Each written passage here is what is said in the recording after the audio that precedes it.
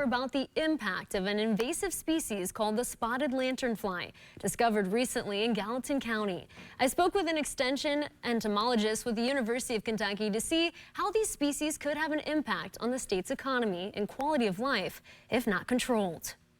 Professor Jonathan Larson says the pest is an invasive species originally from Asia, first discovered in Pennsylvania in 2014. The species showed up in Kentucky in the beginning of October.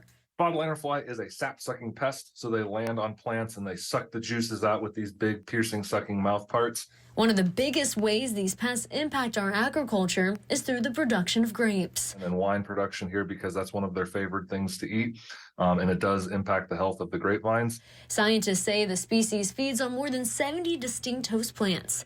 Their high numbers on host plants can decrease the value of parks and backyards that are infested. But an even bigger concern is how fast these insects populate, typically laying about 40 eggs at a time. Things like maple trees in their backyard, because they'll get on these trees, they get there by the thousands. You can see these sort of horrific news stories from other states where there's just hundreds to thousands of insects crawling all over the place.